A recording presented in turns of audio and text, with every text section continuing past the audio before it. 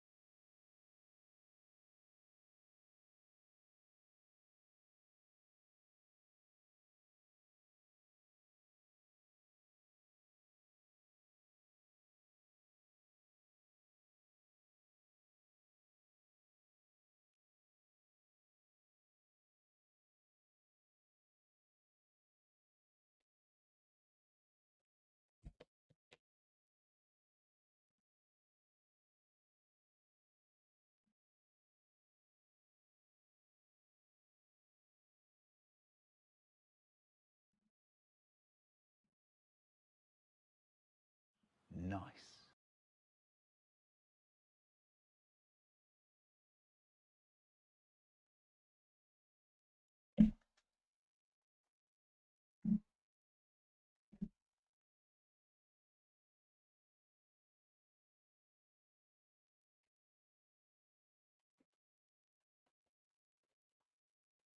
Hello. Test, test, test.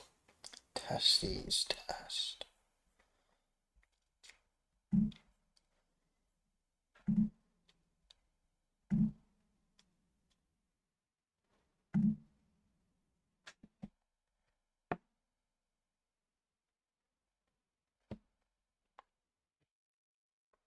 Test, test, test, test.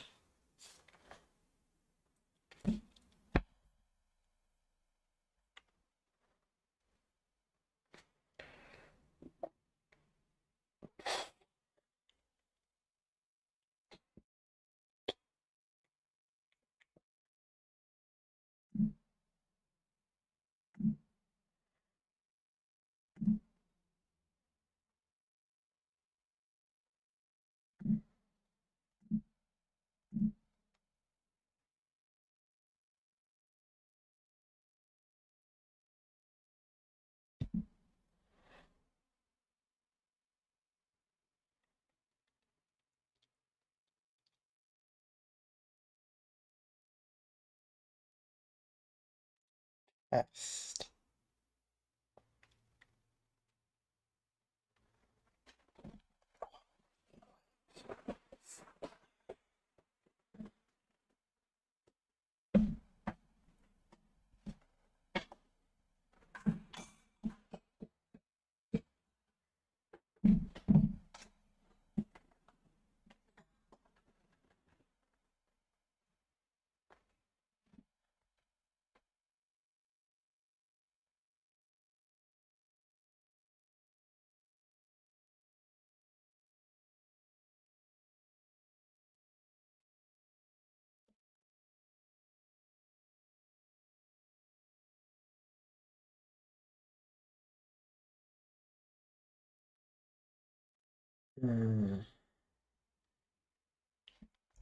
Is anyone going to actually join?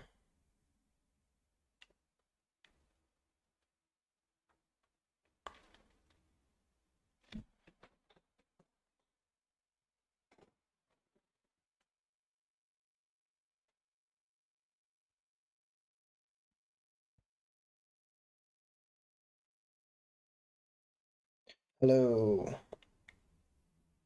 Hey, Christopher. You're my first ever joiner. You can call yourself number one, because you're the first ever person to join. I'm hoping more people will join. I've put a short so people can see. Yo, Matt Orton, how's it going? W's in the chat for sure. We got 2 people. Let's see if we can get any more. I've got 33 views on my short, so hopefully we can get some more people. Let me just tell you what my plan is for the stream. So we've got, let me just change my screen. So we're going to be reacting to a couple of YouTube vids. We've got this Code Blue Cam.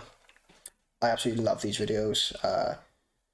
Just showing the police's point of view of, just a police point of view of some, you know what I'm talking about. And then we've got Nick Crowley video, the internet's deadliest video, and then to finish her off, we've got the most ridiculous deaths in history.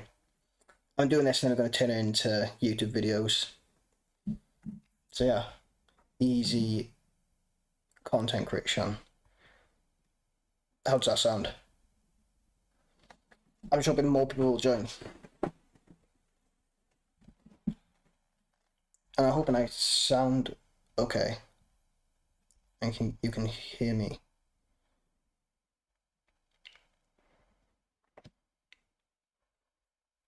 So we're going to react to this one first.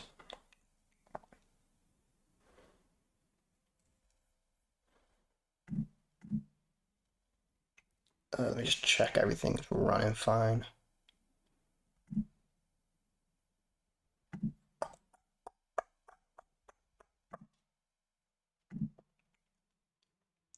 Can you stick a message in the chat if you can hear me all okay?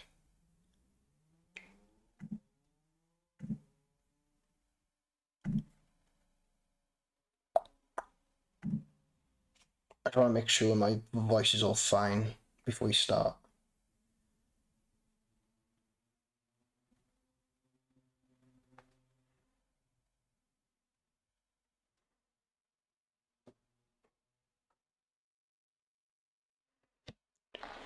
Yo, Christopher, thanks for the sub.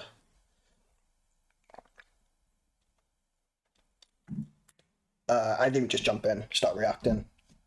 There's 2 people here. That's 2 than I thought I'd have. Right, I'm recording. That's fine.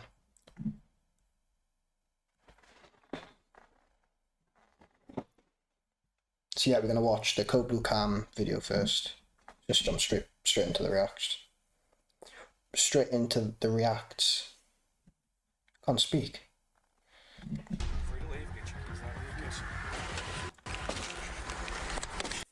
Stop it right now! This began as a welfare Oh my god, he's check. literally hanging All onto these the deputies side wanted of the was car. to speak with this man after his daughter raised concerns about his well-being. But the decision he just made...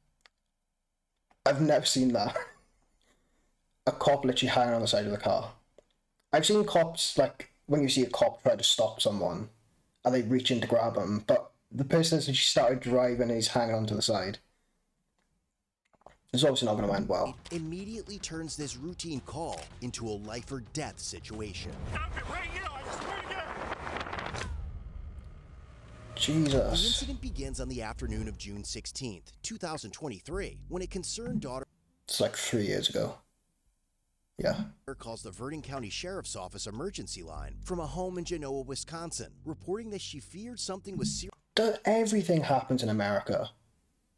Like, you'll only see police footage from America. You'll never see something like this in the UK.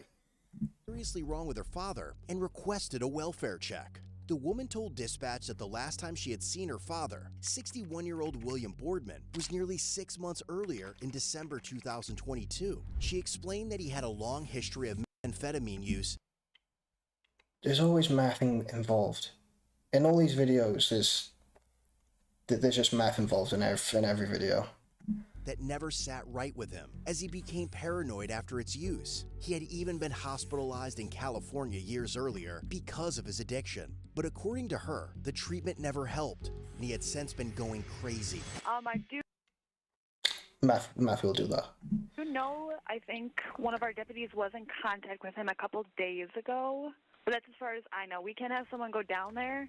As a deputy arrives at William's residence, he is already familiar with him, having previously arrested William for an OWI offense. He also learns that just 2 days before this call, one of the department's sergeants had been involved in a vehicle pursuit with William, who managed to escape. But what the deputy doesn't How does someone escape? How does someone escape from from being chased from the cops? know is that today, William has no intention of cooperating.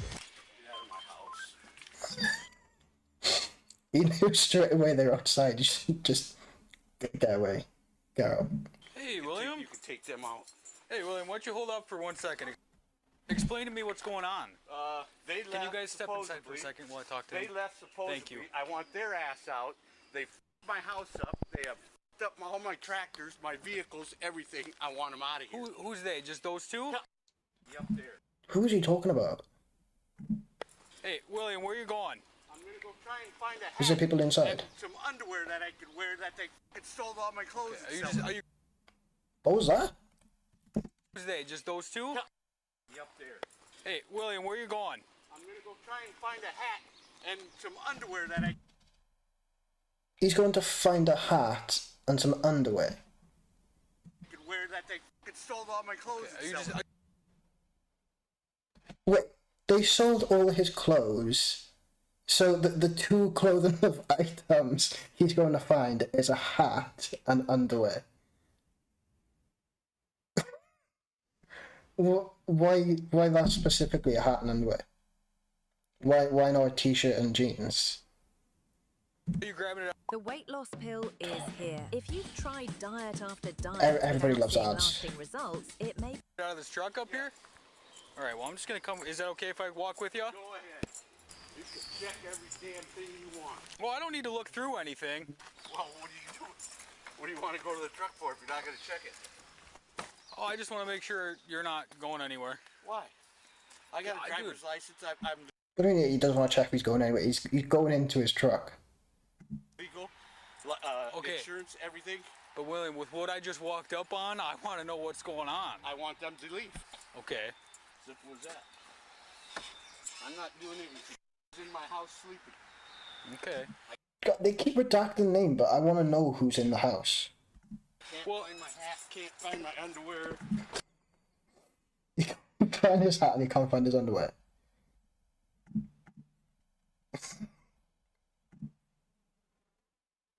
So he's just looking for his hat and underwear. What has he got no underwear on? He can't find his hat. So I'm guessing he can't find his underwear. And they sold everything. You know, What does he mean they sold everything? Does he mean they sold his hat and his underwear? Because he's got a t-shirt and jeans. The reason the grass is cut is because they did it with a damn push mower because they f***ed up my tractor. Okay. They turned off the electricity. They got electricity because they switched it in their name and shut mine off. I'm sick of all this. And they sold all your stuff, like your underwear? Yes, they did. You're aware of What? They sold his underwear. Wait. Who would buy underwear? Who are they selling this underwear to? There's just a guy out there buying underwear.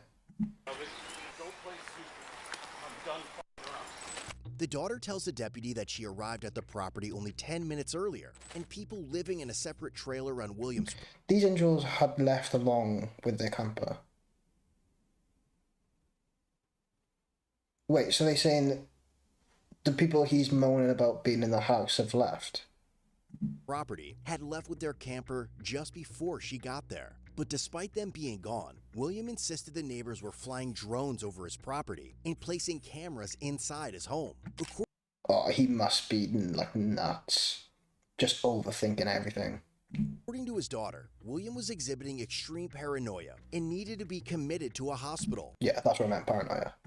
as he also believed that even law enforcement was part of the group harassing him.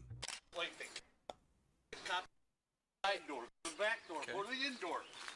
Go to the indoor, outdoor. I'm insane. So, You're all insane. Did you say I'm insane? You're all insane. I'm insane. so You're all insane. You're all insane. a mental on or not? Yeah, it's gotta be. While speaking with the daughter, the deputy learns more about William and the events that led to his deteriorating mental health. William lived alone on disability benefits, but his life had not always been this way. In 2003, his father suffered fatal injuries after attempting to start a fire using accelerants in a wood-burning stove inside the house. William's father died in a house fire after he used accelerants to start a fire in a wood-burning stove. So the house burned down because he tried to accelerate the fire.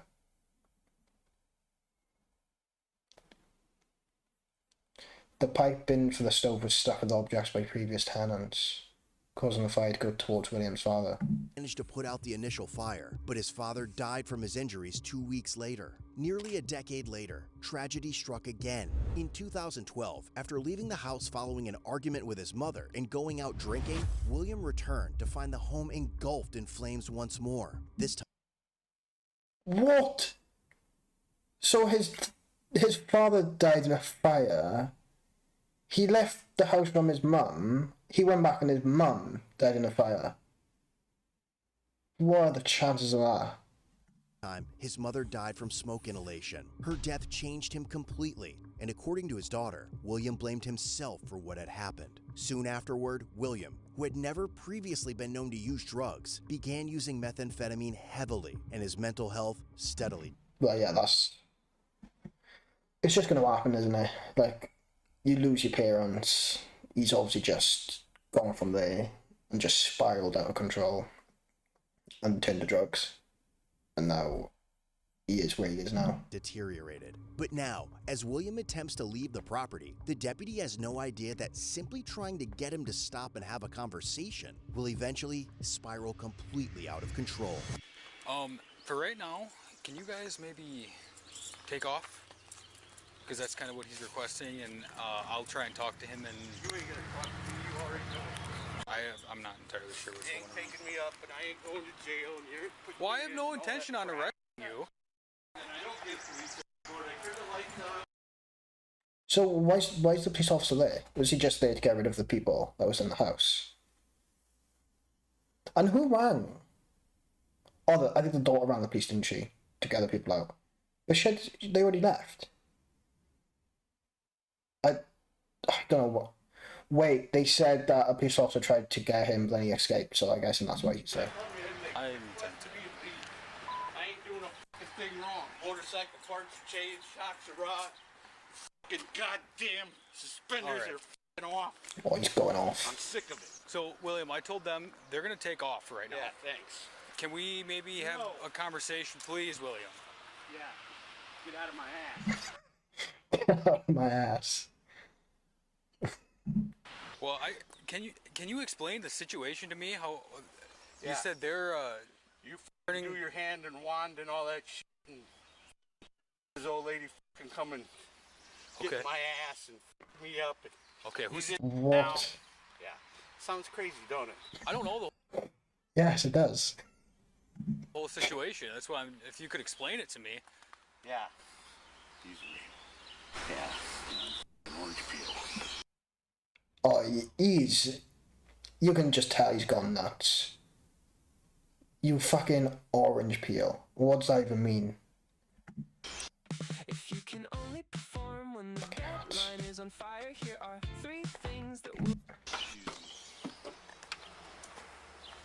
I gotta get some food because my refrigerator's electric's on. Were you? All my food's What's spoiled. William? What's going on? I don't need. You know it all. No, And if William. you don't know it all, The police keeps asking him what's happening, and he keeps saying, you know it all. But he's not explaining anything. He's just calling him an orange peel. William. then I can't make a report because you guys won't open up your door. Excuse me. William, that's why Excuse me, please, officer. William. You are stopping me from going on my property, and I'm not doing nothing wrong. So I've got to go. You're. I'm William. low on gas. William. I got to put gas in. William. I need to talk to you. I'm asking. Please talk to me. No. Is there a reason you don't want to? Excuse me. Excuse me.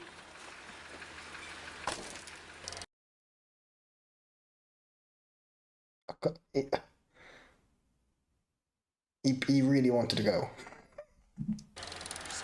As the deputy radios that William is leaving the property, another deputy patrolling nearby spots his truck almost immediately. Isn't that black truck?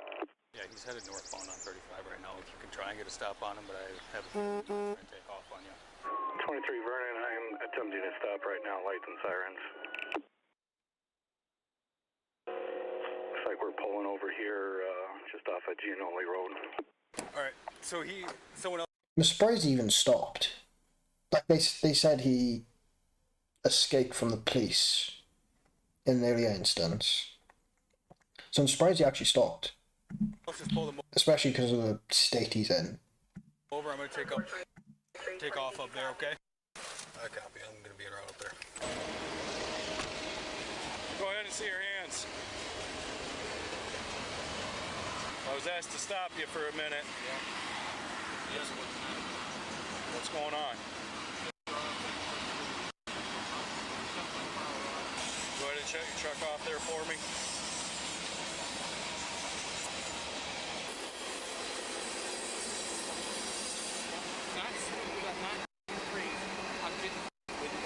Can you please explain that to me? Hey, William, why don't you hand me the keys for right now? I'm not handing my keys over. You go get a real cop, arrest me, and take me to federal court. Well, I don't want to arrest you. Explain the whole thing there. Are you saying you want? No, because you won't let me make a police report on it. Are you saying you want to go to jail? I'm not gonna. Okay? You can turn it up. What's that? You can turn it up. Turn more up. I'll listen to it, go ahead. Go ahead. Done. Can you tell me what happened? Can you have? I don't think anybody knows what happened. I don't think he knows what happened. Tell me what happened with your daughter when I was pulling up. I don't know what's going on with my daughter. Okay. What is he doing loads of Manchesters? You're not sure? I don't like Okay, well, I mean, I understand. She was in your house. shut off. I don't have no food. And I'm fucking hungry. Pissed off and fucking no underwear. No No, never. pants. I don't mind. Shirts that are not mine. Made in Haiti. Come on. Why did you have to mention that it was made in Haiti? Man, I'm sick of it. So, when I Got that pulled much up, information? your daughter came outside crying. I mean, I Yeah, understand she's a they good were one. they were on your property and you wanted them to leave. Yeah, and I want them to stay off. Okay, what was said? I walked away, officer. You just walked away. You know what? Okay, yeah, I mean, that's what you were doing when I pulled up. You were walking away. I know what was said. Well, I mean, you were there. Why did they shut your electricity off? Because I'm gay, because I put my hand on. What? Why did they turn your electricity off? Because I'm gay, I put my panties on my face. What? I need to hear that again. Why did they shut your electricity off? Because I'm gay, because I put my hand on my face. What? What's that? Why would someone need to turn his electric off for that? That's such a random excuse or reason. And why would that make him gay for putting his panties on his face? And why do you say panties? Why don't you say underwear? Come on. Get out of here, boys, okay? You can deprogram me at the gas station.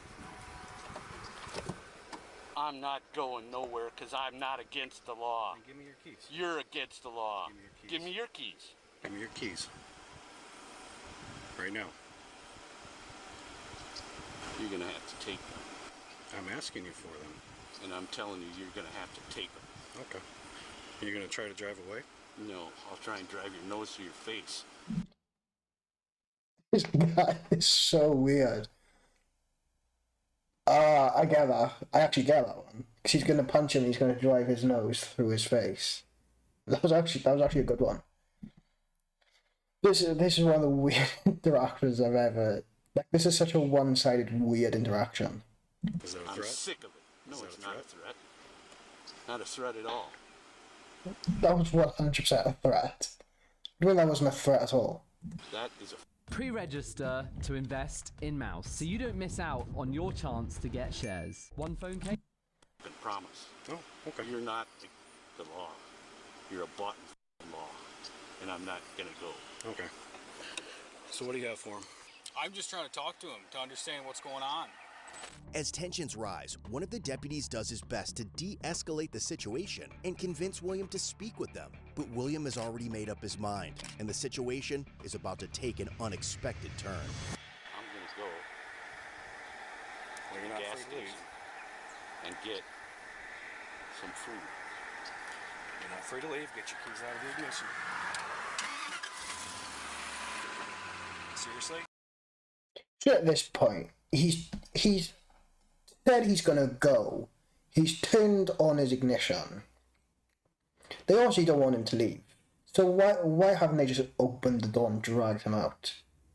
Or do they actually need probable cause to do that? So at this point, they know that, because otherwise he's just gonna leave, and then they're just gonna have to track him down in their car and chase him, and then it could just get even worse.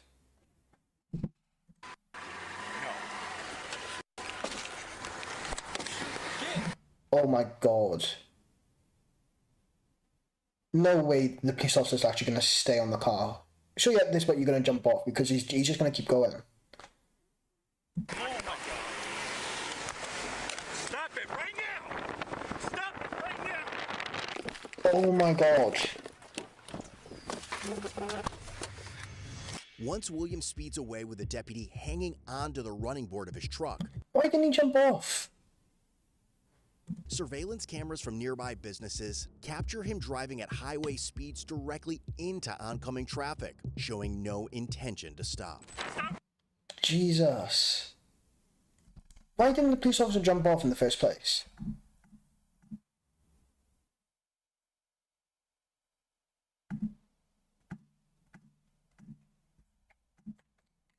Right, I've never seen a police officer try to grab someone out of their car and they're just hanging on the side, just going down the motorway.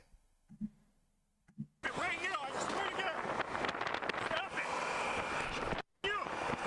God damn it, stop it. Stop it right now. Jesus Christ, you. Oh my god. Did he shoot him? Did he shoot? Stop it right now. Jesus Christ, you. hanging off the side of the car, going probably like 56 miles per hour. Probably more, 60, 70 miles per hour. And your choice of action is to shoot at the person who's in control of the car. The only person who can actually stop the car, and you shoot him. And now you're going down the motorway, hanging off the side of a car, which you can't even stop. Oh my god. God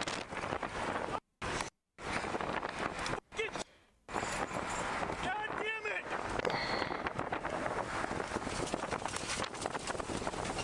Yeah. 23 seconds! Oh, it must be lethal. Because they've obviously gone off the road into the banking.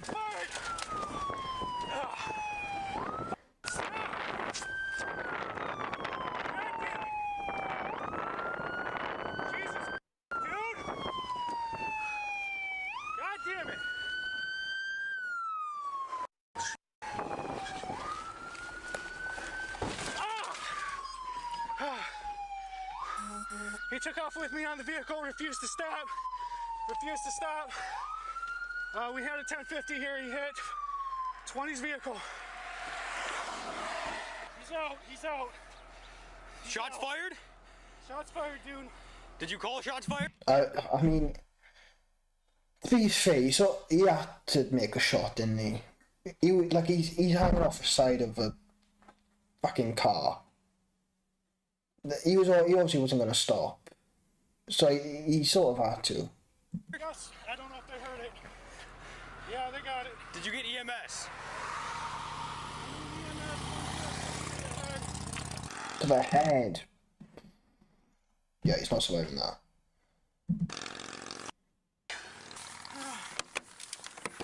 I bet that's like having to shoot someone. I bet that would like stick with you forever. Like taking someone's life. Could never. Like he'll probably be thinking of that for the rest of his life. Like that moment.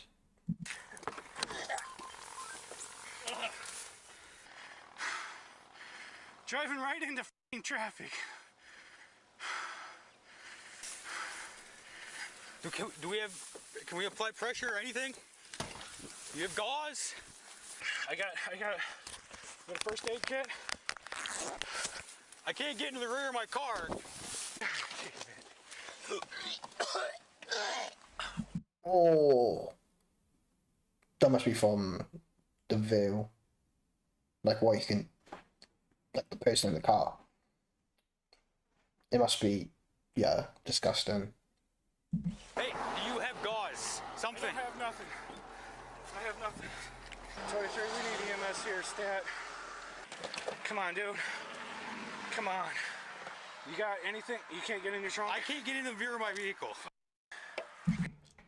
He crashed into, he obviously parked in front of the car and he stopped the car. And that car crashed into the back of his car, so now he can't open it. Because it must be, like, dented in. Here, it's gotta be something we could stuff it. Here, help me pull him out.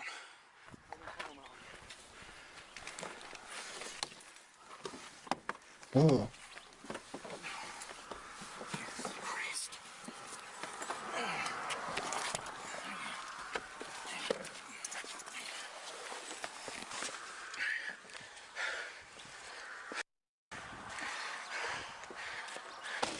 Run back to my car. We can get the first stage out of it. It's in the trunk.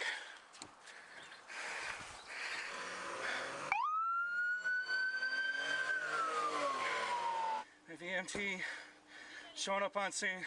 Despite the deputies' efforts and immediate medical attention from EMS, William was pronounced deceased at the scene. Yeah. It was a gunshot to the head, and he was like, obviously the driver's seat was there, he was hanging out the car, probably pulled out his gun and shot him. Probably like that far away from his head. It's gonna be lethal, isn't it? Like, I think it's quite obvious he was gonna be dead on scene. Investigators later found a pocket knife in William's pocket, along with a clear pipe containing residue and a lighter, suggesting he may have been under the influence. It seemed like I think he was definitely under the influence on some of the stuff he was saying. Like, he looked fine, but then he'd just start talking and come up with the most random shit. During the encounter. That same night, the Wisconsin DOJ's Division of Criminal Investigation took over the officer-involved shooting investigation. During his interview, the deputy said that despite serving in combat overseas, he had never before found himself begging someone to stop a moving vehicle and feared for his life throughout the incident. He also explained that he did not want to use deadly force, but William left him no choice. Yeah, he had no choice. Hang on to the side of the car. Yeah. The deputy also suffered injuries to his elbow and ribs while hanging onto the side of William's truck during the incident. Investigators ultimately concluded that the deputy's use of deadly force was legally justified and no action was taken against. Well, yeah, you're putting a police officer's life in danger. Of course it's going to be justified. And most of the time they're going to take the side of the police, but yeah, in this case, it's definitely justified.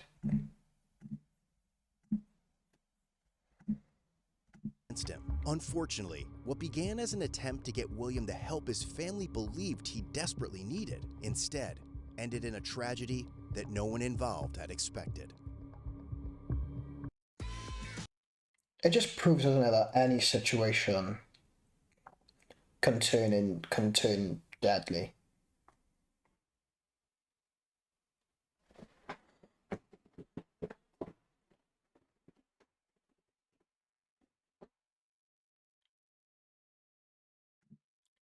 Right, that was the end of video 1.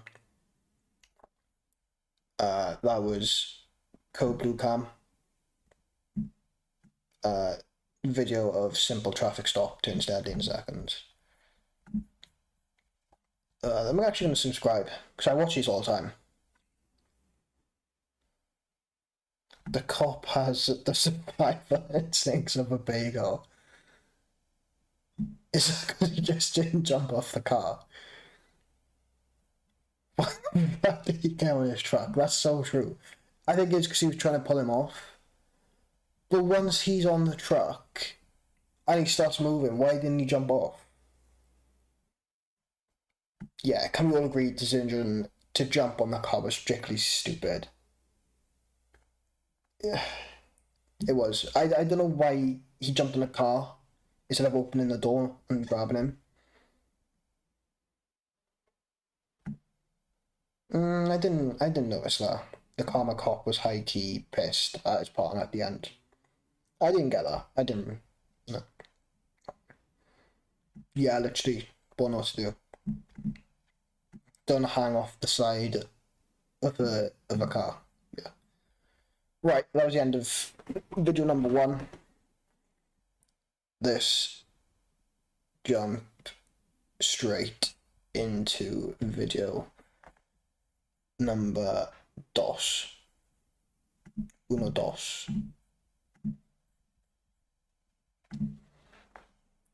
Right. It's getting quite dark. I might turn my light on.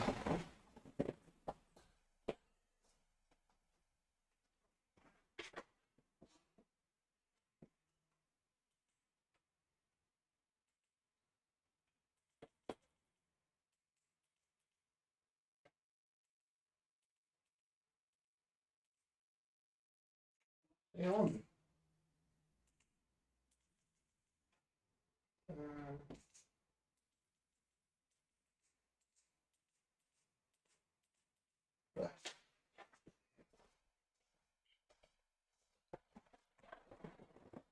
That's better.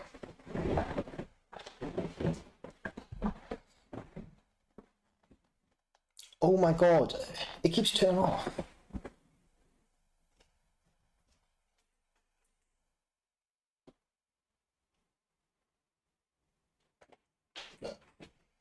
Hello, listen.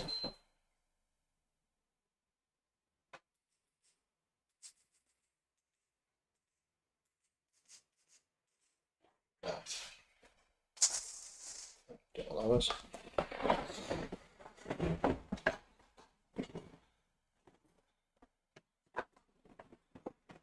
Right.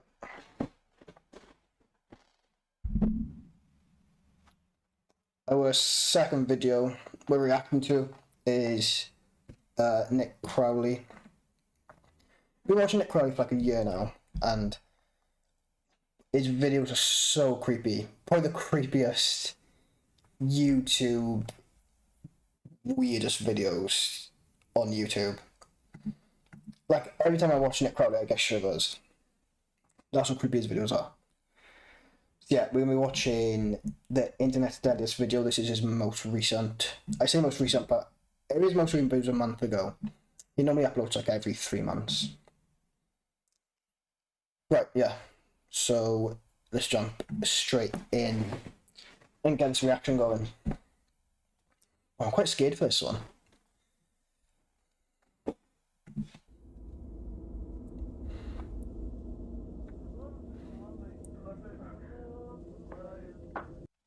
Right, yeah. The following video contains scenes that may be upsetting and distracting for some. Viewer discretion is advised. If for any reason you don't like gore or creepy shit, I wouldn't watch this video. I've got like a gap in my hair. What's that?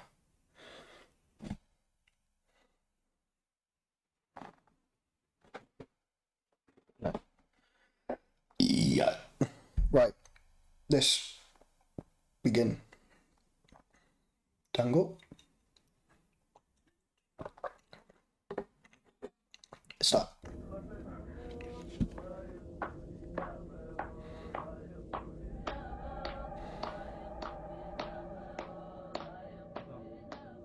It appeared totally innocent. In a small room somewhere in the Kohistan region of Pakistan, 4 women sat on the floor, each clapping their hands and singing a traditional Kohistani song. Kohistani? Where's that? Kohistan? Is that Kyrgyzstan? It's probably completely wrong. Kohistan, I've never heard of it.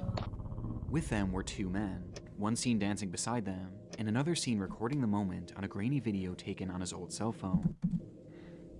The footage captured the impromptu after-party of a wedding that the women and men had separately attended earlier that day, an event that transpired sometime in May 2010. Shortly after this recording ended, the group dispersed, and how nuts is that 2010 was 16 years ago? That is mental. Another thing is that we're closer to 2050. Yeah, we're closer to 2050 than we are to 2000. Yeah, that's right. That is, man, it's just nuts. each person returned to their respective homes, where the celebration eventually became a distant memory, their lives continuing on as if it had never even happened. At least for a time. Approximately 2 years later, Begum Jan, Baziga, Amina, and Sireen Jan. Sounds like a YouTube group. the whereabouts and safety of every individual shown in this video would be called into question, following a disturbing admission from a Kohistani local. Oh, they're all missing. I thought it would have been something to do with the man. An admission that began a multi-long-year search for answers to a conspiracy that traced back to the very moment this recording began. A moment that may have ultimately sealed the fate of 9 individuals in what has since become known as the 2012 Kohistan video incident.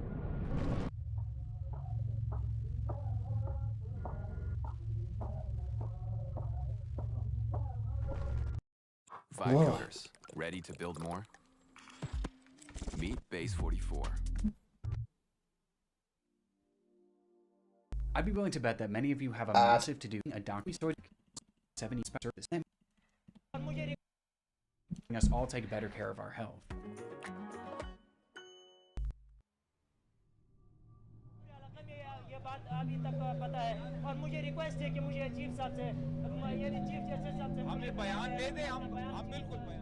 On June 4th, 2012, a press conference was held in the city of Abbottabad, Pakistan. The speaker, a man named Afzal Kohistani, made the long trek from his home in Kohistan, high in the mountains, to spread the word. It's Pakistan, not... What did I say? Kyrgyzstan? How far is Pakistan from Kyrgyzstan? It can't be far. They both end in Stan. Word of a horrific incident that had occurred in the previous days. And he didn't just have a story to tell, but he also had a video to share.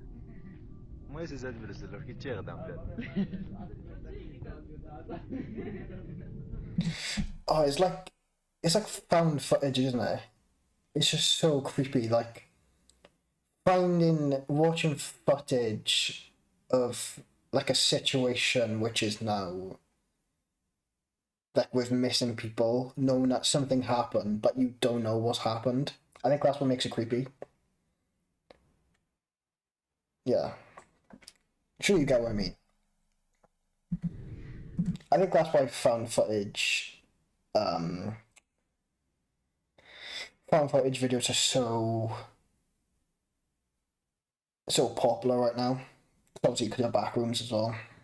Just going to a place not knowing what could happen, or seeing a lost footage video and not knowing what's happened after that video.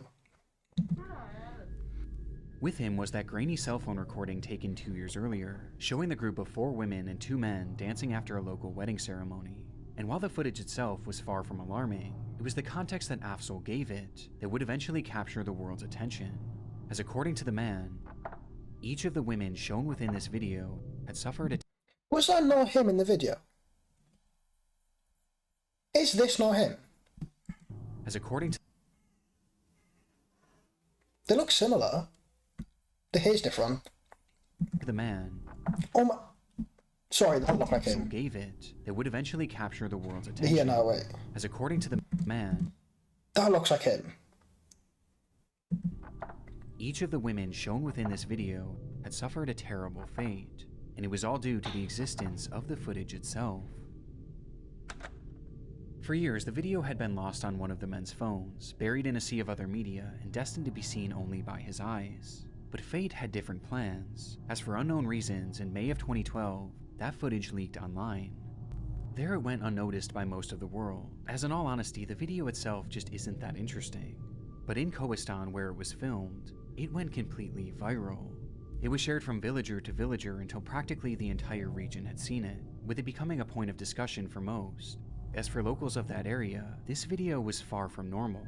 In fact, for many, it actually depicted evidence of a crime. Depicted evidence of a crime? But they were just dancing.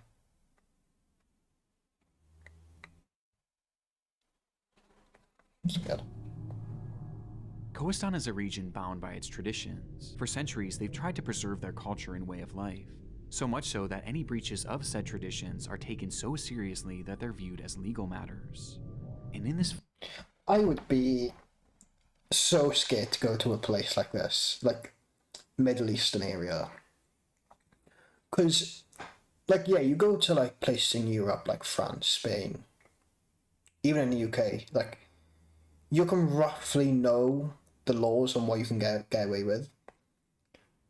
I'm not saying that I do things and try and get away with it. But, like, when you go to, like, the Middle East, it's so different and the traditions are so different. Is that you'd be so scared to do anything.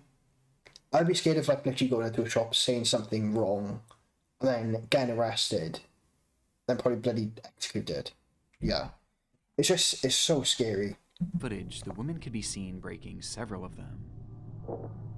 For starters, women in Kohistan are not allowed to congregate with men from outside of their families. Doing so... See, it's like stuff like this. Like if me and my girlfriend went to, like, Middle East, women can't congregate with unrelated men.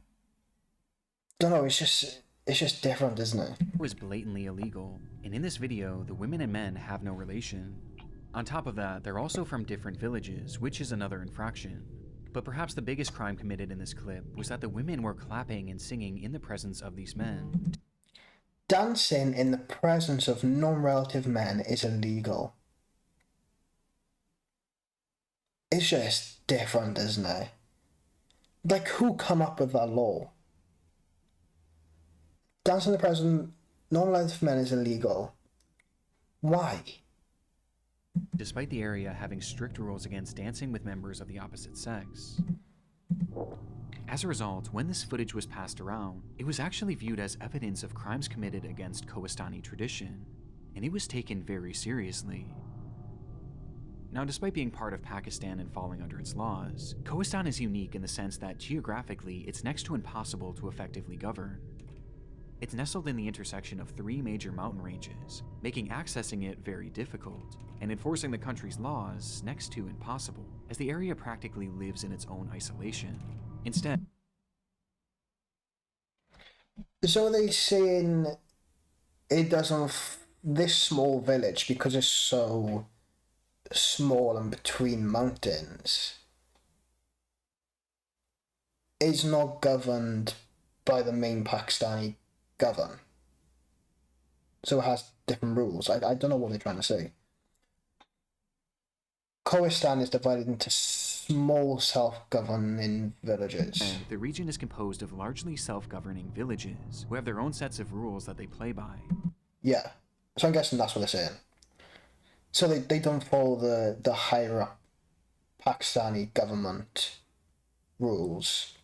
Each village have their own self-governed rules.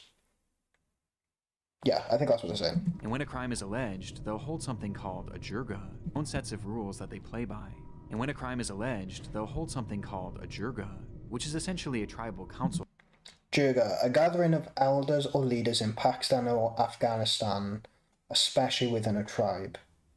It just looks like the men of the village. Comprised of village elders who determine if the party or parties are guilty and what their punishment should be. And oftentimes these punishments will be most harsh when the crimes committed go against their tradition. And this video allegedly did just that. And so what I'm guessing what's probably happened is this video leaked of these people. They had a meeting, was there a jirga? The meeting of all the elders. And they decided, right, we have to get rid of these people because they've broken the rules.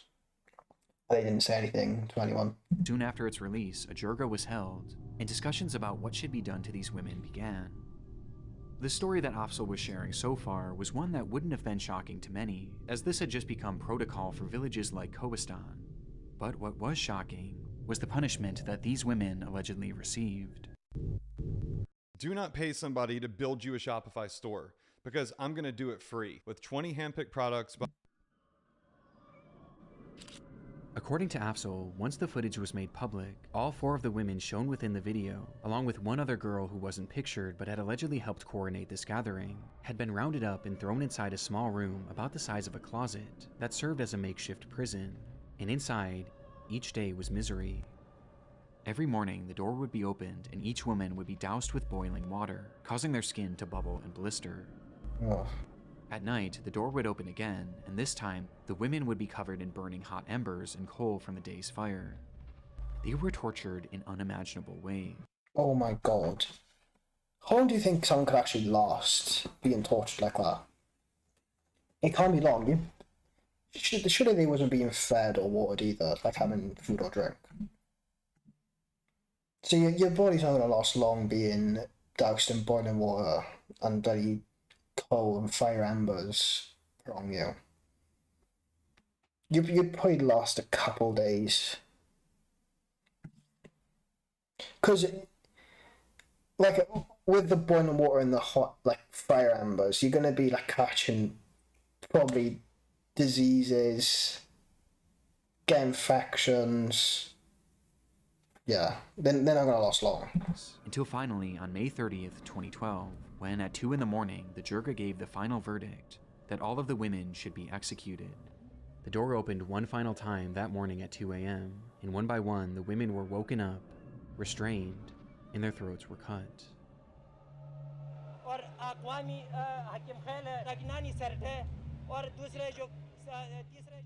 This was an appalling claim by Afzal. If true, what they did to these women was not only outrageously extreme considering the crime, but also very illegal, as jirgas didn't have the right to sentence someone to death. And because of this, those watching the press conference... Any sentence handed down by a jirga resulting in violence, death, or punishment is considered a criminal act under Pakistani law. I think that's why they did it secretly. were left horrified. But to be fair, that's from Wikipedia. This source can't be trusted. To death. And because of this, those watching the press conference were left horrified.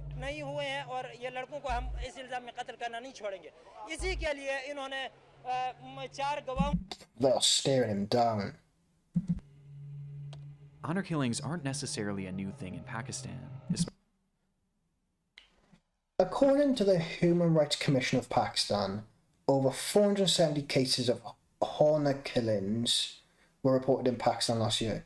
But human rights defenders estimate that around 1,000 women are killed in the name of honor every year. What does that mean? In the name of honor? It's like killing them for good. Kill in the name of honor.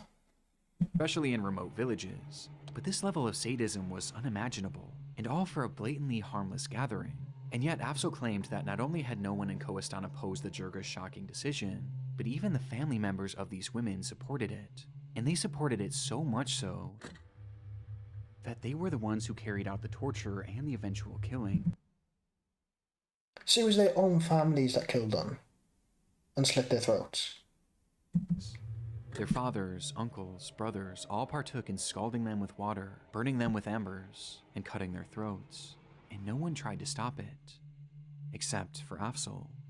He had caught wind of the girls' torture while it was happening, and actively tried to intervene by alerting Kohistani journalists, though when this failed and they went through with the executions, he left the region to alert the government of Pakistan and the rest of the world to the atrocity that had happened in Kohistan.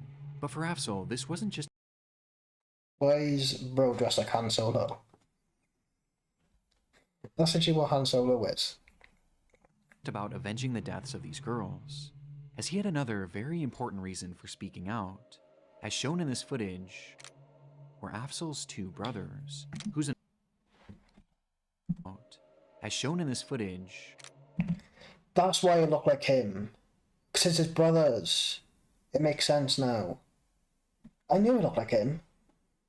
Were Afzal's two brothers, whose involvement, he claimed, had also led to them receiving death sentences, with both brothers going into hiding in order to avoid being killed.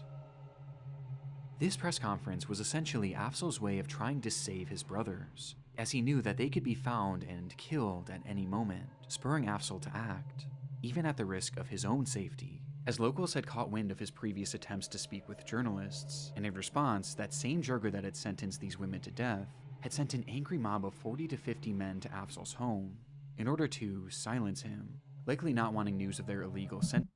They're probably going to kill him, so they don't get done for sentencing to leave the region. And after giving this speech, Afzal knew that that group was only going to become more angry. Based on Afzal's testimony, the existence of this video had caused the torture and deaths of 5 women, dead at the hands of a radical Jirga and the victim's own family, who were now coming after Afzal and his 2 brothers. As if this footage had just been kept on that man's phone, no one would have even known that this meeting had ever took place, and therefore none of this would be happening. It's an almost fantastical story, which begs the question, was any of it actually true? What?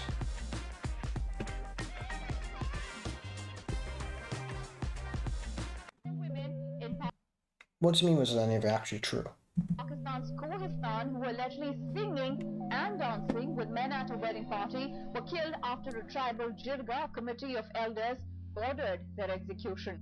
Afzal's story immediately made the front page news in Pakistan, but it wasn't without its controversy. At the end of the day, a story is all it was. He had no semblance of proof to back up his claims. In fact, Afzal himself never actually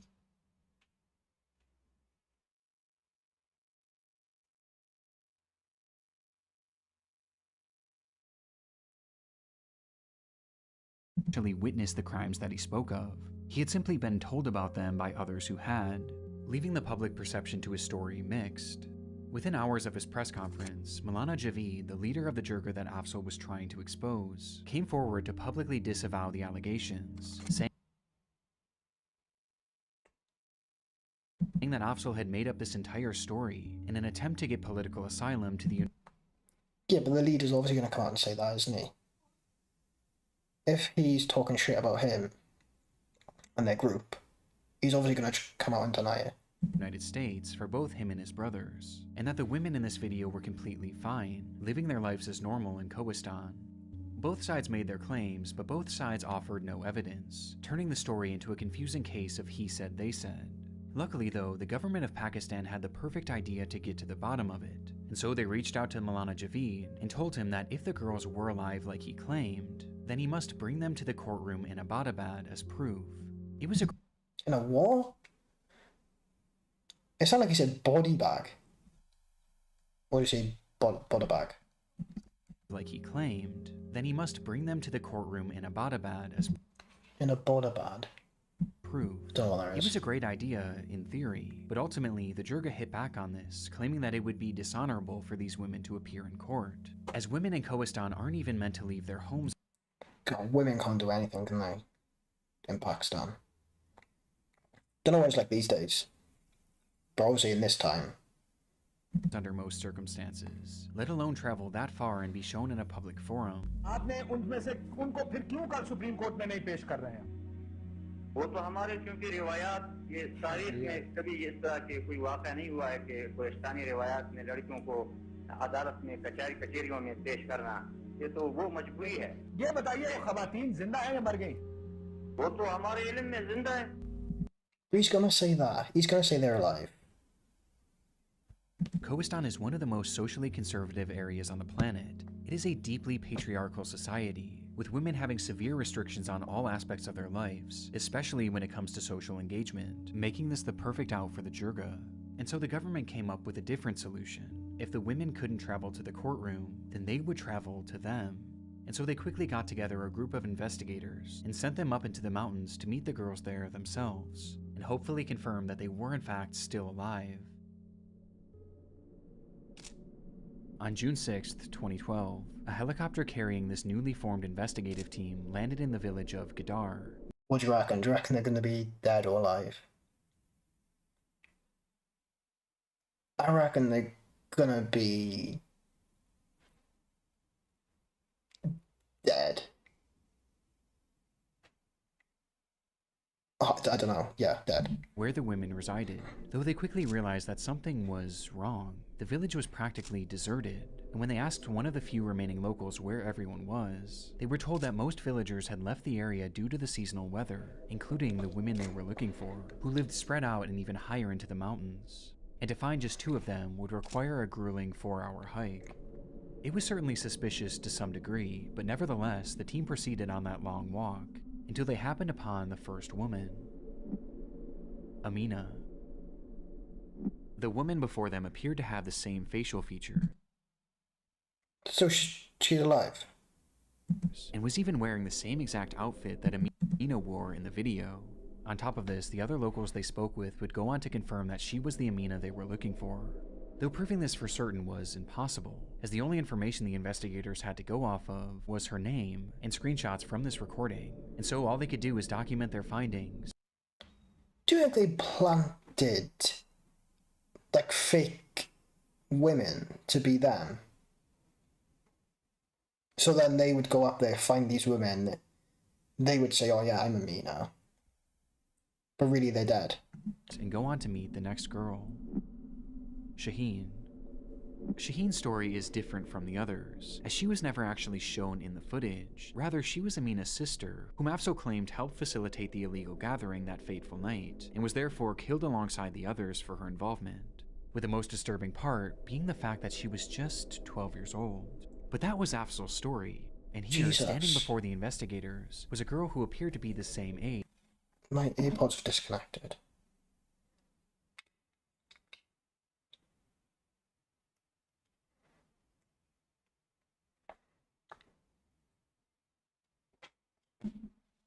Claiming to be... The hell?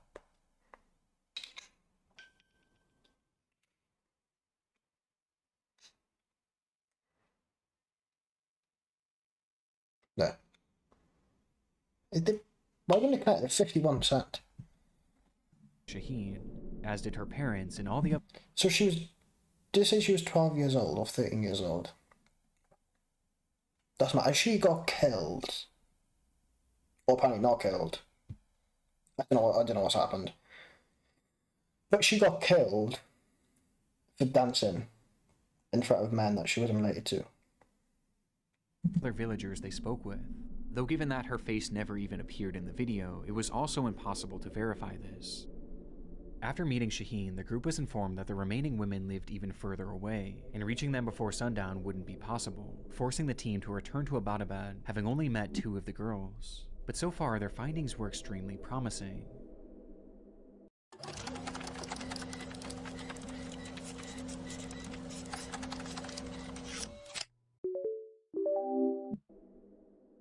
Less than 2 weeks later, on June 16th, the team would once again visit Kohistan, this time armed with cameras to document their findings. There, they would meet 2 more of the women, Serene Jan and Begum Jan.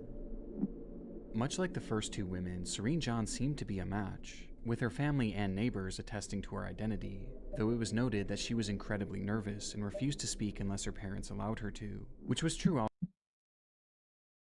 So random. Also for Begum Jan, whose meeting was actually captured on camera.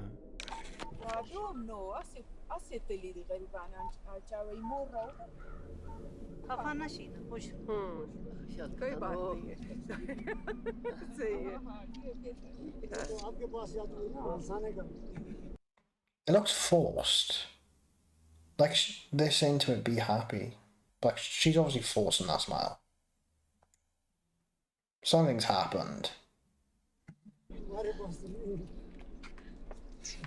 You could just see it, can't you, in her eyes? Like, I don't know, you just tell, like, something has happened.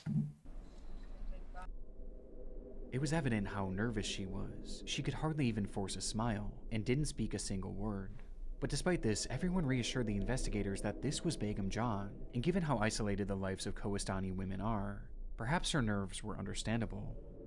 This left only the 5th alleged victim, Baziga, though she was nowhere to be seen that day, as she had supposedly fallen ill and was unable to come down from her home, which was even more remote than the team had gone thus far. But for the investigators, they had already all but confirmed that 4 of the women who Afzal claimed to have been murdered were still very much alive, with there being no evidence whatsoever that any executions had taken place, leaving the team with no real reason to believe any of his story.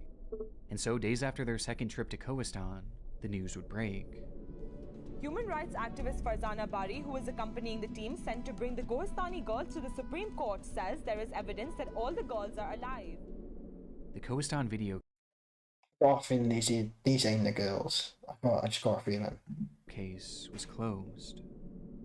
It was a swift end to such an alarming story, as after just a few weeks, in the eyes of the public and the government, the stories told about this video were deemed to be lies, and Afzal was the liar. But not everyone was so quick to agree with this conclusion.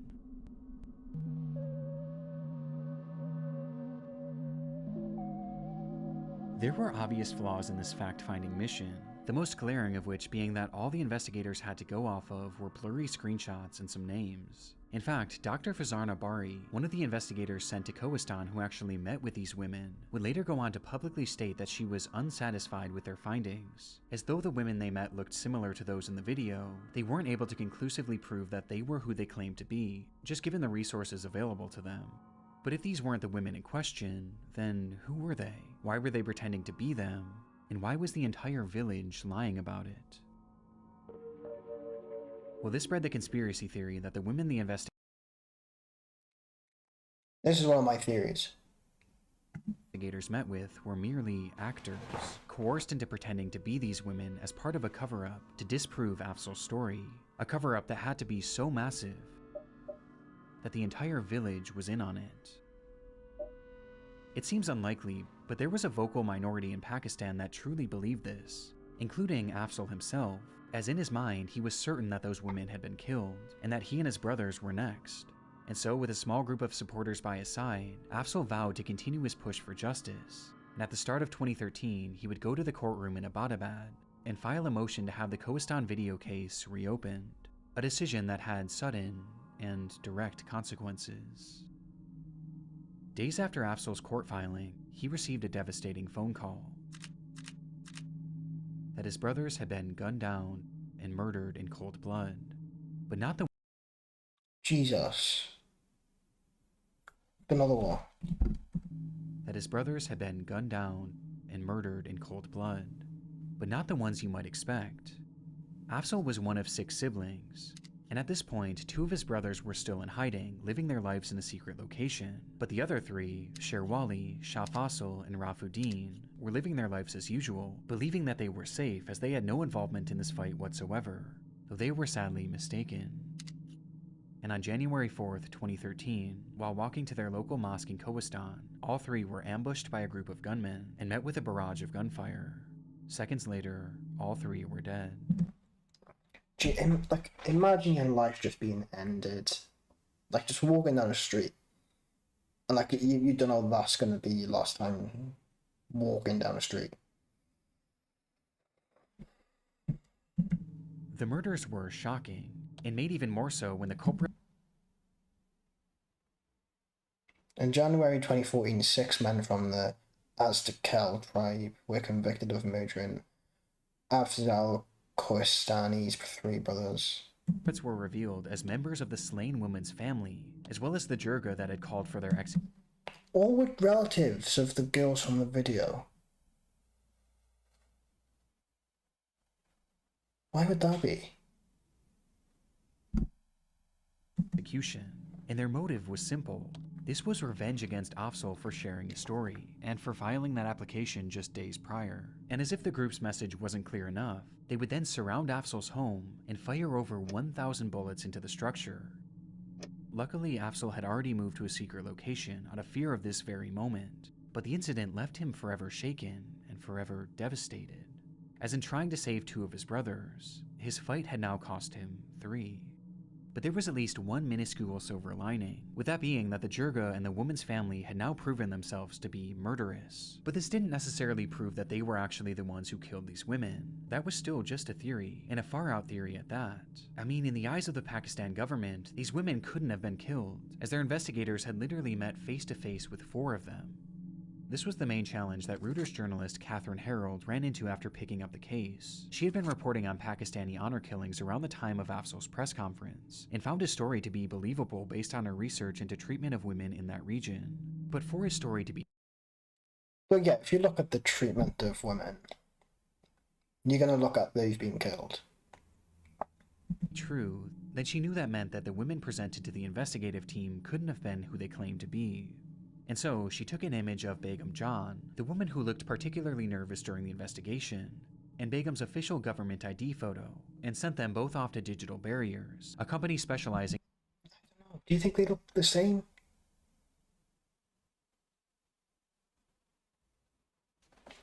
I mean, if you look at the differences, the parting of the hair is different. They have lines on their head, they don't, but that could just be the shine of the camera light. I feel like the nose shape is different.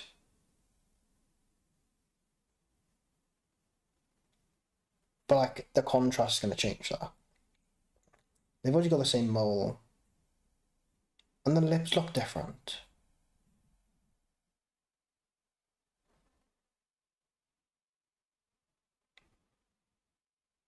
Yeah, I don't know. In facial recognition technology, and asked them to compare the images and determine if these 2 women were actually the same person. The comparison came back at just 17%, or in other words, they weren't a match.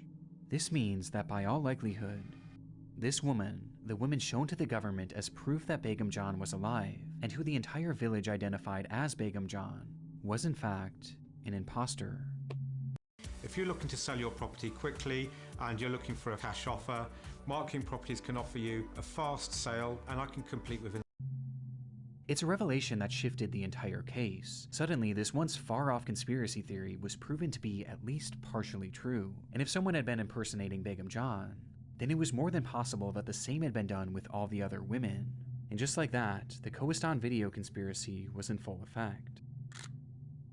The government of Pakistan, however, wasn't convinced by the findings. In their minds, they had already investigated these claims, and they had little interest in reopening the case. But Afzal persisted, and he continued doing anything he could to get this case a wider audience, and force the government to reinvestigate.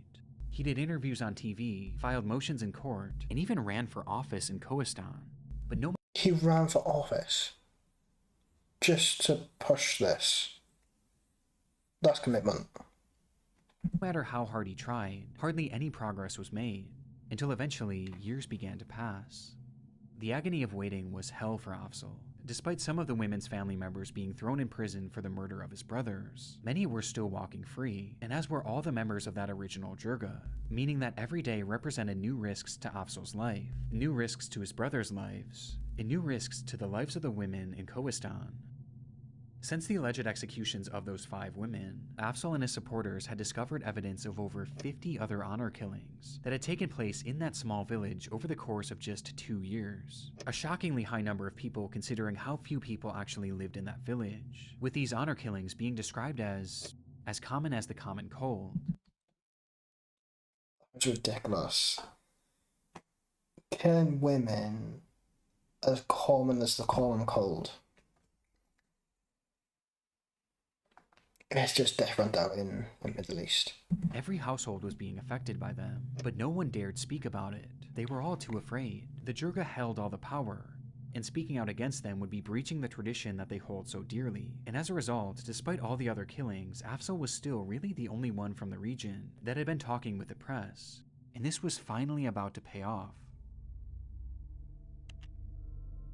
In 2016, Afzal was featured on a Vice documentary that highlighted his story as well as the treatment of women in Kohistan at the hands of this bloodthirsty jirga. मैंने वो अपने भाइयों की इंतकाम लेने के लिए आज तक मैंने हर किस्म की कोशिश करने की पोजीशन में नहीं हूँ, लेकिन मैं कहता हूँ कि उन लोगों को कुछ न कुछ सज़ा मिल जाए, अंदर नस्लों को इस तरह की कोई तकलीफ न पहुँचे. It's not it, like it's just this group of men killing women in the middle of Pakistan. Like, there's nothing nobody can do about it. Like, yeah, you'd probably say, oh, why don't these people move? But it's probably not as easy as that. Like, imagine how, like, cheap and poor the people are in this place. It was an extremely compelling video, showing us just how much Afzal's life had been derailed by the whole situation, as he was forced to live alone in hiding, separate from his family, including his children, wife, and 2 surviving brothers, who themselves were also living in hiding, in conditions that they described as being miserable. The story was about as harrowing as it gets, and as soon as the video released, hundreds of thousands of people would watch it, thrusting the Kohistan video case into a worldwide spotlight. And with so many eyes now on the case, and with so many people now calling for the Pakistan government to reinvestigate, they would finally relent. That same year, in November of 2016, the government called on that jirga once. 2016, so it's been 4 years now since they were like killed or missing. Once more, to bring these women to Abbottabad and show them in their courtroom so they could personally verify that they were still alive. And this time, they outright demanded it. Failure to comply would essentially be seen as an admission to these murders. There was no getting around it this time, and so that month, a group of 5 women and their families were all brought down from Kohistan, and one by one led into the courtroom, with the hope of bringing this case to an end, once and for all. Do you think they're actually going to be there? Do you think it's going to be the women? I don't think it's going to be them. I think they're going to bring women out, but I think it's going to be people that look similar to them. To protect the women's honor, no photos or videos were allowed in the courtroom, meaning all we know about what happened inside comes from officials' descriptions afterwards. The first thing noted was the conduct of these women. The girls produced were observed to be extremely nervous and frightened. They were hardly able to respond to queries. They had incompatible reflexes.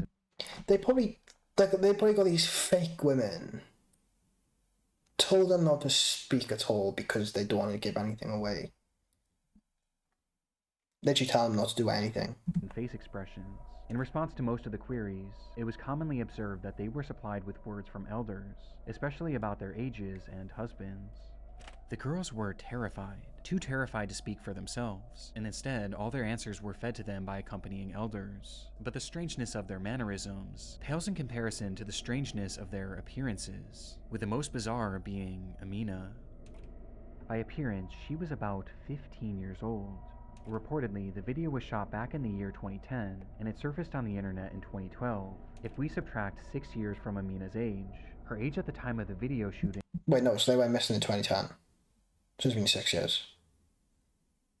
...would be between 8 years or 9 years, whereas the women visible in the video looked to be aged between 20 years or 22 years, back in the year 2010.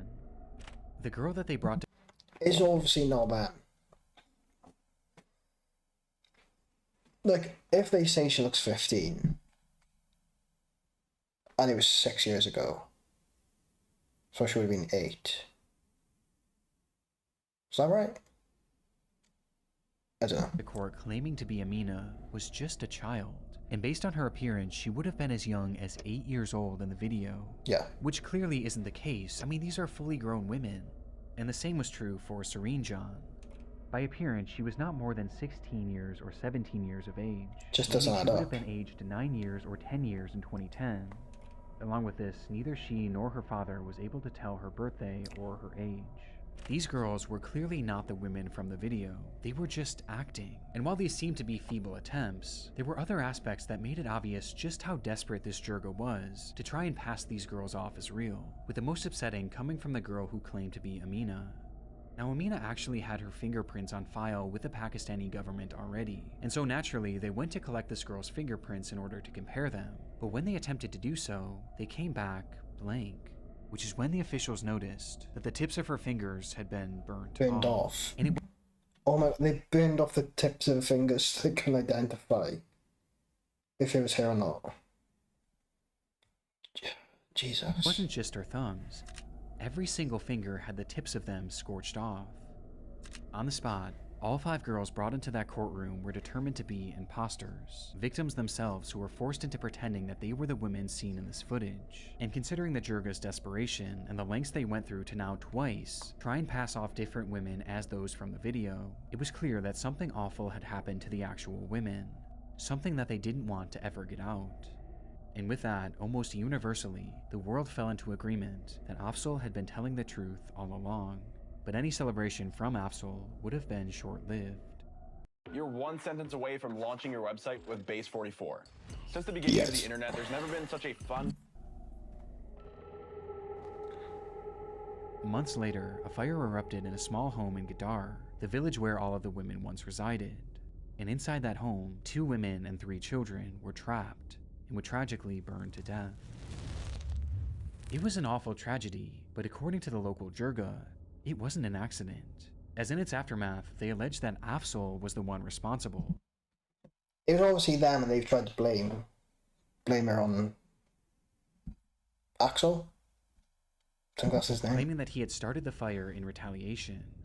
This claim was complete hearsay, and there was no evidence whatsoever linking Afzal to the blaze. In fact, he wasn't living anywhere near the area at the time, but nevertheless, Afzal would be arrested for the murders of 5 people.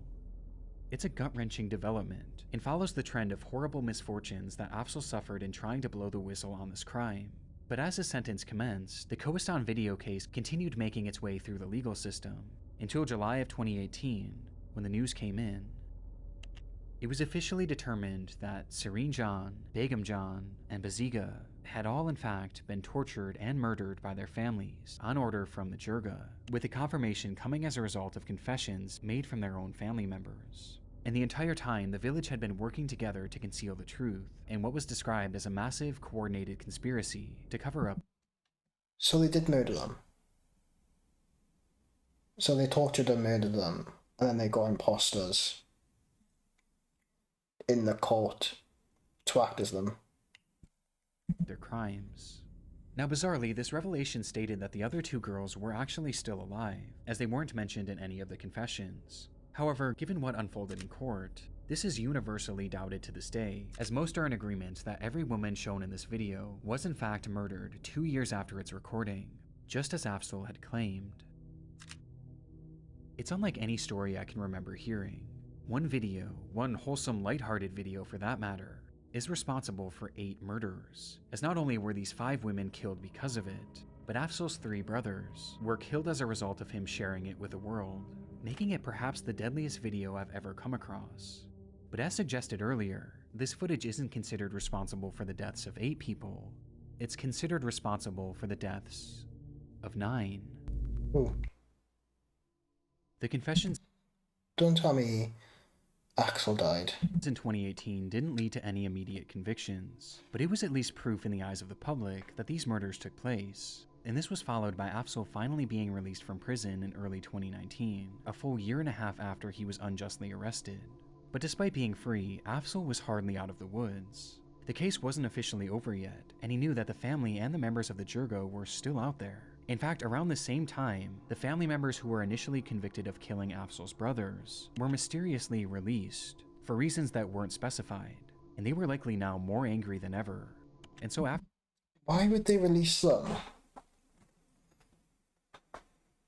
Wait, how was Axel released from prison a year and a half later when they say he killed 2 women and 3 children? Doesn't make sense.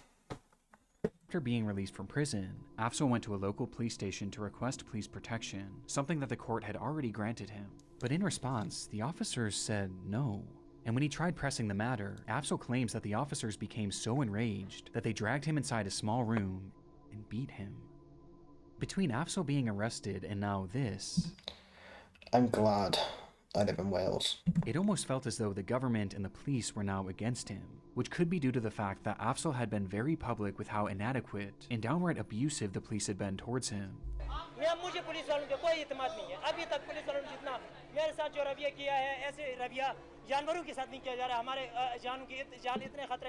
And with nowhere left to turn, Afzal would post a video to his social media declaring that his life was in danger.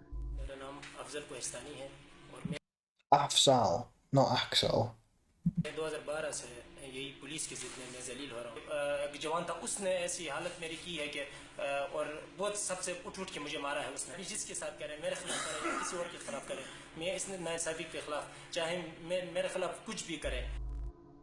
Days later, on March 6th, 2019, he's gonna get killed.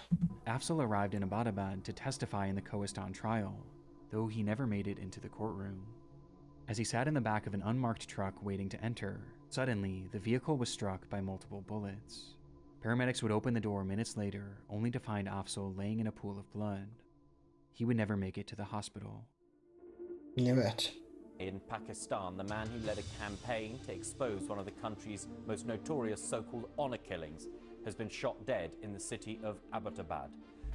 Afzal's death was devastating to so many, not only throughout Pakistan, but throughout the entire world. His relentless pursuit of justice, and his willingness to sacrifice his own life in order to expose these crimes, was something that was championed by so many throughout the world. And he had come so close to seeing justice served, as only a few months later, 3 men were arrested and sentenced to life in prison for the Kohistan murders, each being members of the girls' families, along with one other.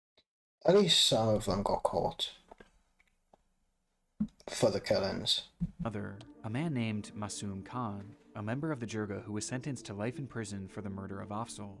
But even with this, people were angry. They were angry with the government for not taking Afzal's word more seriously. They were angry with the police who failed to protect Afzal and seemed to be actively working against him. And they were also angry at a rather unexpected source. I dare you to let me build you a completely free e-commerce store. The Vice documentary made back in 2016 was undoubtedly part of what put this case back on the map and back in the court system, but right from its release it garnered criticism for something that the showrunners had seemingly overlooked, with one commenter pointing it out. Wait, hold on a minute. Isn't it dangerous to expose his whereabouts like this? In the footage used, the crew seemingly showed the outside of the hideout where Afzal had been living, as well as where— Oh my god. So he was hiding. Why would he agree to be on this documentary if they're going to release where he was hiding? You could see they had cameras and were recording. Where his family had been hiding, and in response to Afzal's death, many were quick to blame the documentary. You people had literally shot his location and his family's location. Damn, you killed him. By disclosing his hideout, Afzal Kohistani was killed by his enemies. This is really shameful and against the ethics of journalism. Why would you show Afzal and his family's hiding place? And while it may seem a little extreme to blame a documentary made 3 years before his murder, it's given a bit more weight by the fact that Vice had actually re-uploaded the documentary to their Vice Asia channel at the end of 2018, where it went completely viral, gaining more viewership than even the original upload. Months later, Afzal would be killed, and to this day, blur his face, no. Cover his face, no. Black background, no. Dead, yes. many still believe that Vice played an unintentional role in it. But again, this is just public speculation, and at the end of the day, it was really on the police and the government of Pakistan to protect him, and they failed. It's a heartbreaking end to a heartbreaking story, and follows this trend of misfortune that Afzal dealt with throughout his life. And unfortunately, that trend continued even after his death. Devastatingly, the 3 men arrested for the murders of these women would be unexpectedly released from prison. How does this keep happening? Why do they just keep releasing people that have killed people? I thought they admitted to it. Prison in 2023, only 4 short years after their initial arrest. A far cry from So they got put in prison for killing people and they were only in there for 4 years. life in prison, like they were originally sentenced to. And the reason for their release was just as upsetting, as the government cited a lack of evidence. These 3 men literally confessed to the killings, and they even discussed how they disposed of the bodies afterwards. And yet there suddenly wasn't enough evidence to keep them in prison, despite them already being convicted, meaning that after all of the death in this video, the murders of Afzal's brothers, the murders of these 5 women, and the murder of Afzal himself, only 1 man is currently in prison. That is crazy. So after all those killings and deaths, there's only 1 person in prison. When how many people died? There was 9 people died. And then there was plus the house fire, which was 2 women and 3 children, or was it 3 men and 2 children? So that's 9, 10, 11. That's 14 people. 14 people dead, 1 person in prison. Crazy.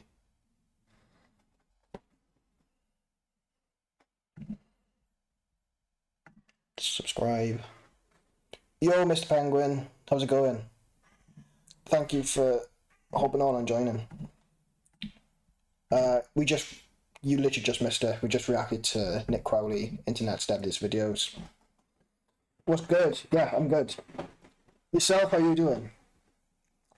How you doing? We got one last video. The most ridiculous deaths in history. I reckon it's going to be a banger.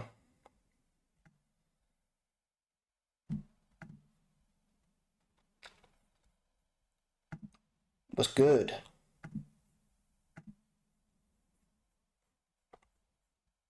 These 2 videos are bangers. I first reacted to Blue Cam and then Nick Crowley. Gonna upload these as YouTube videos later on if you want to watch them once they're uploaded. But we're gonna react to this one lastly. Might end the stream there. Yo, Bakerface, thanks for the subscribe. Really appreciate it. Right, I think we just jump straight in. Start reacting.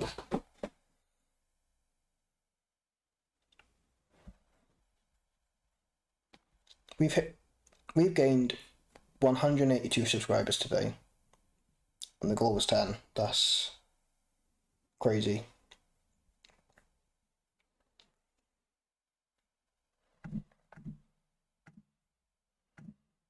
Right, let's jump straight into the reaction. This video is from Chat History. Just give it a quick subscribe. Like the video before I even watch it. Most ridiculous deaths in history. I haven't watched any of their videos before, so hopefully it's good. But yeah, let's see what the silliest deaths in history are. The silliest deaths in history. Part This 2. full screen. In a world of constant scientific revolution and innovation, it's required that any new theories be put to the test with reliable and repeatable proofs. Otherwise, you're about as useful as a flat earther. But sometimes that proof puts people in harm's way. Take, for instance, one Jesse William Lazier. This handsome block of cheddar was an American This handsome block of cheddar. physician in the late 1800s, though he did live to see the new century, just not for very long. But we'll get to that in a bit. Growing from a well-to-do boy into a well-to-do man, Lazier had a passion for helping the ill and minimizing all of the icky sickies that had plagued humanity throughout history. So he took that passion and put it to good use, receiving his doctorate in medicine from Columbia University in 1892. Upgrading himself from graduate to practicing physician in 1895, Lazier focused his studies on himself from graduate to practicing physician Your spleen is all wonky. in 1895. Try cocaine or something, I don't know. That's a fair medicine for a wonky spine. Lazier focused his studies on two major diseases, the infectious malaria and the deadly yellow fever, both of which were stirring up all kinds of problems in the late 1800s, the worst of which being that people were dying. But exactly how these diseases were being spread so easily, particularly in the southern United States and in the Caribbean, remained a mystery, for a few more years at least. Well, that's not exactly true. Yeah, great medicine. That's probably what the medicine was back then. Just sneak him some cocaine. You see, about 14 years earlier, Cuban public health professional disease researcher guy Carlos Finlay came up with a theory. He proposed that some diseases, particularly yellow fever, could be transmitted through the bite of a single infected mosquito. It's a rather simple theory. An itty-bitty mosquito bites an infected monkey, acquires the yellow fever, flies away, finds a healthy human, gives the suck, and leaves behind yellow fever. Gives the suck. Did he have to use them words? Gives the suck and gives them the disease. And the cycle continues. Now, if you've ever spent more than 2 seconds in the American South, you know just how bad them little shits can get. So if there's a few infected people and a lot of mosquitoes, things are going to spread faster than a bad joke at a dad convention. True. Oh, come on. I'm hungry. Ooh, he said it. Finlay laid out his research and presented his nido-mosquito theory. Mosquitoes did 9/11.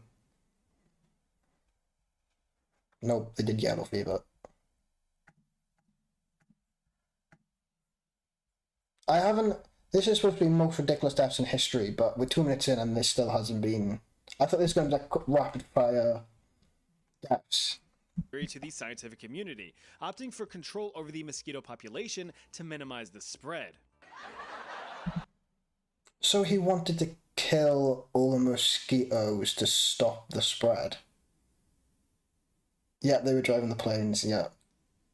With the little arms. And they all laughed at him. All them stupid science bitches ridiculed and mocked All them little science bitches. Finlay's theory, brushing it off as complete nonsense. But now we fast forward more than a decade, and a very confident Lazier was willing to put that theory to the test. On himself. What if Google can see your Hey, site, but AI can't? SEMrush site audit. Right here's... He wanted to test the mosquitoes and the disease on himself. How stupid can you be? An infected skater, and here's an uninfected me. So, if it bites me and I get infected, well, there you go. And so, in September of 1900, Lazier was deliberately bitten by an infected mosquito. That doesn't make sense. So, you know the mosquito's infected. If it's biting you, literally, if it's biting you, like he's testing if it was the mosquito spreading the disease. That makes no sense. Surely if you know the mosquitoes have got the disease and it's going to bite you, it's going to spread. What was people doing back in these days? He contracted yellow fever and died several days later. Never. I didn't expect that. But his sacrifice would not be in vain, as it confirmed Finlay's theory, subsequently revolutionizing the control of yellow fever, including controlling the mosquito population. Like, surely, instead of testing on himself, he could have tested on a different animal. Like, They do like animal tests on like little rats. What did you think is going to happen when he turns into Mosquito Man? Yeah, literally. Like, was he expecting Nor to die?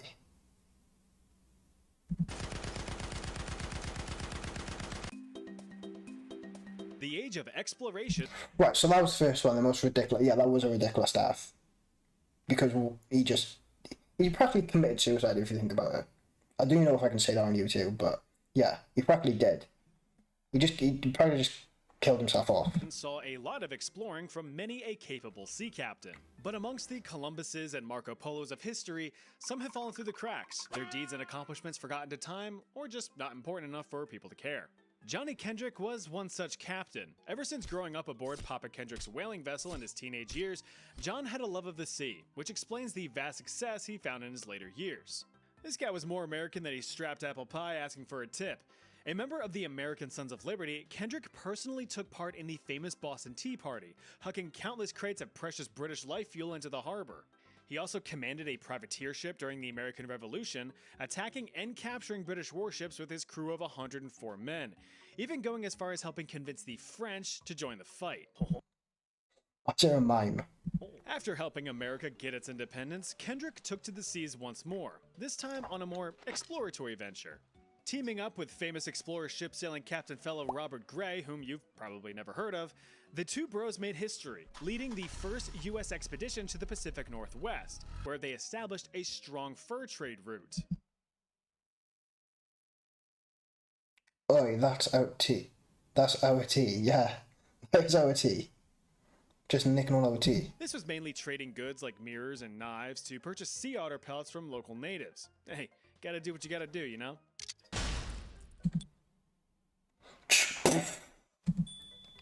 Kendrick also made himself at home in Hawaii in the late 1700s. There, he built up a pretty lucrative sandalwood trade hub, harvesting the wood in Hawaii and shipping it off to China, who treasured the luscious lumber for its durability, medicinal and therapeutic properties, and of course, its smell. For its smellability. That's gotta be fake. It's good wood. So Kendrick spent many a year just jamming as much of his wood as he could Oh into my China's god. Oh my god. couple trading He spent loads of time jamming his wood into China's side. ports, skipping back and forth across the Pacific Pond between mainland China and the Hawaiian Islands. But Hawaii, historically speaking, often had a bunch of fighting between Yeah, literally. chiefs of the different islands. Each chief, understandably enough, wanted to expand their respective territories and influence. Well, when returning to the islands in 1794, Kendrick found Hawaii to be in complete turmoil, with two chiefs duking it out to be the big chief in charge. One of the tribes was being supplied by Captain William Brown, a proper Brit who was willing to get some land for the British crown. Kendrick replied he too supplied a chief of great renown, and put to the test Kendrick did his best to smack the captain down. So in December of 1794, a battle commenced with Captain Brown supporting the chief of Oahu and Kendrick supporting the chief of Kauai. How cute. So this was like an early days America versus Britain. So it was one chief on each side. Tropical tussle ended with Kendrick's side being victorious, inspiring him to celebrate the only way a true American knows how, by firing off loud guns. As They didn't, they lost. The Brits never win. The Americans won and they fired off a really loud cannon. planned, Kendrick's ship had ignited a volley of cannon fire. Although his side had lost, Captain Brown, determined to uphold proper British etiquette, agreed to discharge a volley of his own cannons in Kendrick's honor. Oh, this turtle soup is to die for. Surely not. The cannon went straight through his face. So everything about it, the Brits did win. We won in the end. Well, that's what you get for slurping your soup.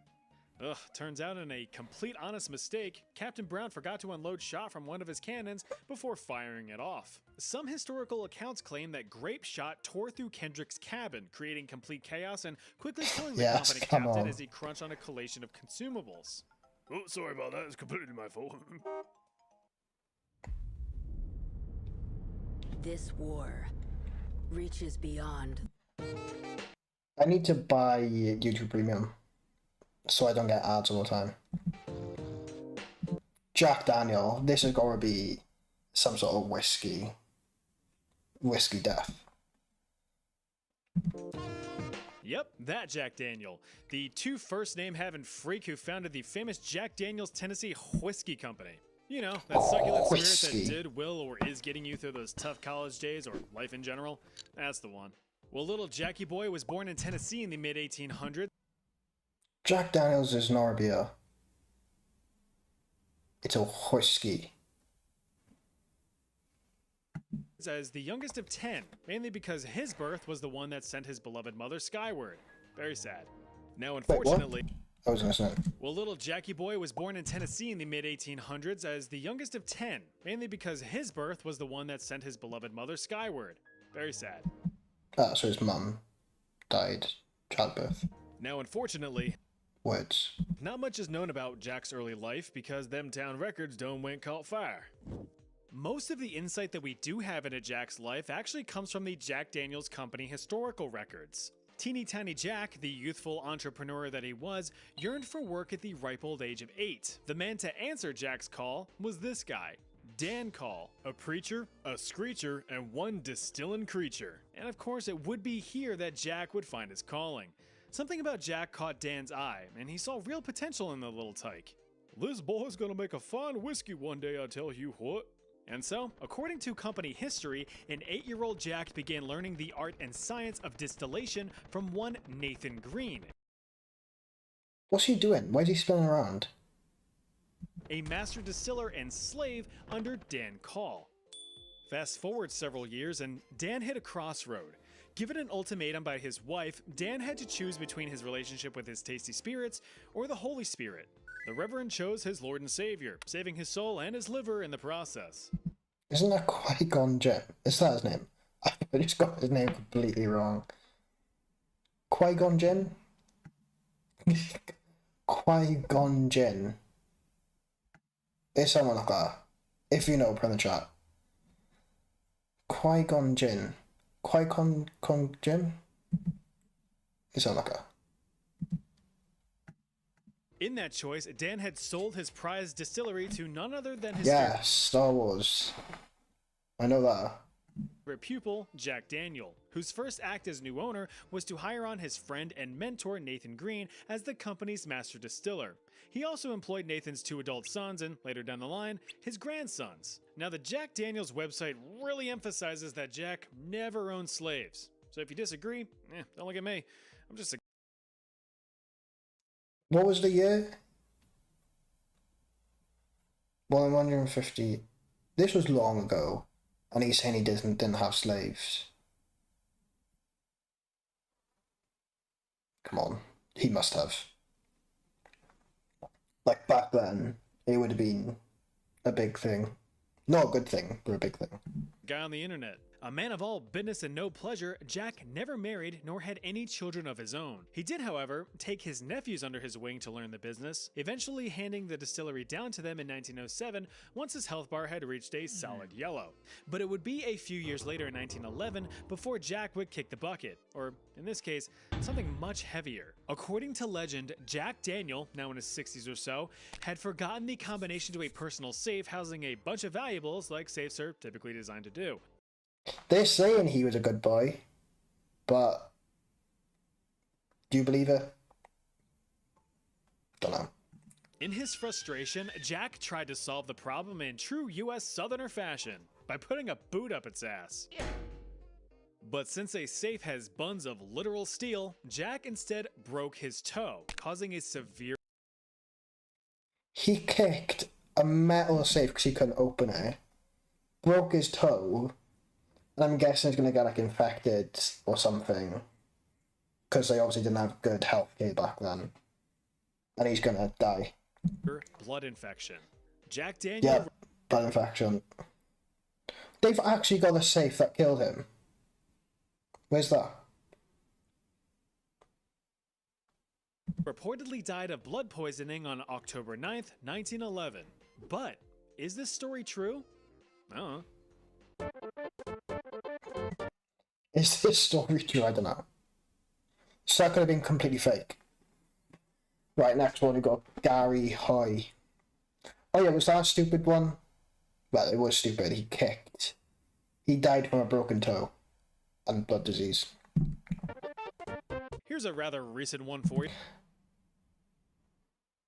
Yeah, Americans, am I right? Literally. Like, if it come out that he died from blood disease, and that was it, but because he broke his toe and then died from blood disease, it just makes it so much more stupid. Yeah. Back in 1993, when the world was witnessing the birth of the internet, Czechoslovakia was checking out, and President Clinton was gearing up to suck or be sucked at his job, Gary Hoy was about to meet his untimely death. An extremely successful business partner and corporate and securities law specialist for the Holden Day Wilson law firm in Toronto, Canada, Gary was living it up. But he would quickly learn that it's a long fall from the top. Gary had a reputation as a very personable guy, always loving to... I swear I've heard of this one. Isn't this the man that ran into his window?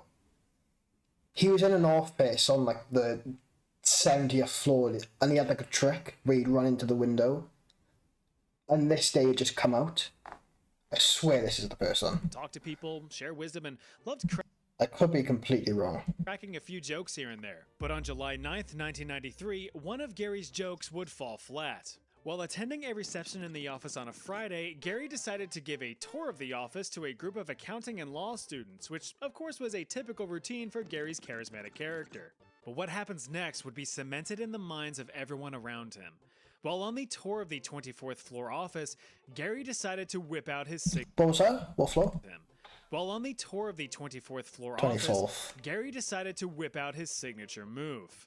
Boasting about the structural integrity of Canadian architecture and the seemingly unbreakable glass office windows, Gary charged full speed. Yeah, the best one. Why would you do this? On the 24th floor as well? Are you really risking your life to do this? Like, come on. Play. Speed torture and the seemingly unbreakable glass office windows, Gary charged full speed towards one of said windows. A party trick he Literally, apparently so had dumb. performed successfully many times in the past. Typical Gary. But this time, he was also successful. Gary bounced right off of the glass without a hitch, to the applause and laughter of the students. Y'all wanna see me do it again? Yeah! No, not really. Gary was about to push his luck, and a little too... He did it once. It worked. So he decided to do it again. too hard on the window. Gary charged once more, hitting the glass at a sprint. Now, to his credit, the glass didn't break, but the entire window frame dislodged from its setting, causing my Gary to plunge the God. full 24 stories to his death. The students and various colleagues stood paralyzed and horror-struck after witnessing Gary's fall, not to mention the witnesses on the ground where Hoy's body had landed. Following the incident, many of the firm's lawyers received professional counseling, but some chose to part ways with the company, eventually leading to its full closure in 1996. Talk about having a falling out. I was about to do a sponsored casino read, then I stopped myself. Hey guys, today's video is sponsored. That's got to be the dumbest one so far. Because you ran into a glass window. Because it was a trick. Yeah, that's dumb. Each of us wants to accomplish our own big motivational concrete goals before crossing the eternal finish line. A loving family, traveling the world, subscribing to this channel, which you can do right now. But as the Rolling Am I subscribed? I'm already subscribed. Stones once said, you can't always get what you want, but if you try sometimes... I forget the rest. Literally, it's exactly like jumping into lava. you're literally sprinting full force into a window, and you're not expecting it to at least break one day. But to be fair to him, it didn't break; it just dislodged. Anyway, this is Frank Hayes, and he has his own goal: to win a race, a horse race. Problem is, though, he is no professional jockey. A young Irish fella born in He wants to win a race, a jockey race, but he's not a professional jockey. Ireland in 1901, Frank grew up as a stable boy and eventually an apprentice horse trainer under James Frayling, a wealthy gent who owned and bred professional racing horses. Paying close attention to Frank's rather small stature, Frayling gave Frank an opportunity to race as a jockey. And he lost. But apparently not too bad, because he was given a second chance in 1923. One small snag in this plan, however, was that Frank was a tad too heavy. Jockeys... Small snag in this plan, however, was that Frank was a tad too heavy. He's 100% going to get trampled on the horse. That's my prediction. But it's stupid. Like, it's stupid ways to die. So I don't know, there's probably a lot of people that get trampled by horses. But imagine stepping on a weighing scales and you just see, damn. That's when you know you need to hit the gym. When you see, damn. Jockeys were required to weigh less than 130 pounds in order to qualify for race. Jockey requirement, small fella, yeah, that's fair. That's 130 pounds, yeah, that's fair. Cool hat. You need a cool hat to be a jockey. Win races, yeah, that's fair. No chickens. I don't get this one. Why no chickens? I don't know. Racing. Ideally, the slimmer and sleeker your jockey is, the less of a burden he is for the horse, allowing for a higher potential speed. See, I think I would be an amazing jockey because, believe it or not, I'm 5'5". So I think the horse wouldn't even feel me on top of the horse, of his back. And yeah, I'd win all the races. Less mass, go fast. And so Frank was given a doozy of a task. Lose 12 pounds in a few days. And that's a big ask for someone already in a healthy weight range, but Frank was determined to strap in the saddle once more. Through what I can only imagine were extremely unhealthy choices, the frail Frank ended up making the cut. What do I think is going to happen? He could get trampled, but they keep mentioning his weight. Yeah, he's probably going to like fall off a horse and get trampled. That's probably going to be it. And was given the thumbs up to participate in the race, though he was nowhere near expected to win, with him and his horse only given 20-1 odds. On June 4th, 1923, Frank mounted his horse named Sweet Kiss and prepared to travel around the Why do horses always have stupid ass names? Sweet Kiss. track. The racers were off, and Sweet Kiss quickly trailed behind the group. However, in the final stretch, Sweet Kiss apparently kicked in maximum overdrive and managed to close the gap, with Frank appearing locked in, closely hugging the horse's neck. In an extreme upset, Sweet Kiss actually won the race by a He won? pretty respectable lead. But after dropping from a gallop to a canter to a walk, Frank was still closely gripping the steed. Frank Hayes was dead. Yeah. He will. Give him a Sweet Kiss. I said that so weird. I was blacking out then. Could you imagine the people that betted on him to win 20-1? They were laughing. During the race, Frank's heart gave out, presumably from the extreme and He had a heart attack on the horse. unhealthily fast weight drop sustained to get into the race in the first place. So it was to do... Wait, what? Presumably from the... Frank Hayes was dead. During the race, Frank's heart gave out, presumably from the extreme and unhealthily fast weight drop sustained to get into the race in the first place. So yeah, Sweet Kiss carried a corpse across the finish line. Frank Hayes photo finished into the great beyond at the age of 22, or 35 depending on whatever source you read. I know that's a big discrepancy. So the horse won with a dead person on the back. That's why there's no chickens. I still don't get it. That's why there's no chickens. You might have to explain that one to me. weight drop sustained to get into the race in the first place. So yeah, sweet. Are you saying there's no chickens so we can't eat them to gain weight? Is this going completely over my head? Sweet Kiss carried a corpse across the finish line. Frank Hayes photo finished into the great beyond at the age of 22. Or 35, depending on whatever source you read. I know that's a big discrepancy, but... Right, yeah. That makes sense. When you chicken out or something. Welcome to... That was literally doing this. It was going out of one ear, coming out the other. History. Unfortunately, Sweet Kiss, now superstitiously dubbed Sweet Kiss of Death... I was going to say that, but it came up before I said it. Would have been a good joke, but I missed. Never ran another race as jockeys refused to mount the mare, fearing a similar fate. So of course, it was the end of her show, and she got her final curtain call. Isn't that crazy that they do that? Like, if a horse, like, no one would ride that horse now because they thought, oh, I'd have a heart attack and die if it'd be the same fate if I ride this horse. So they just decide to kill her. Like, that could have lived on like a nice farm and had a nice rest of his life. But no, they just end it. Speaking of which, that's the end of this video. Let me to... Right, yeah. That last one, I don't think that was that stupid. It was a man that really wanted to win a race, and he wanted to be a jockey. But really, he died from a heart attack, which isn't really that ridiculous, if you get what I mean.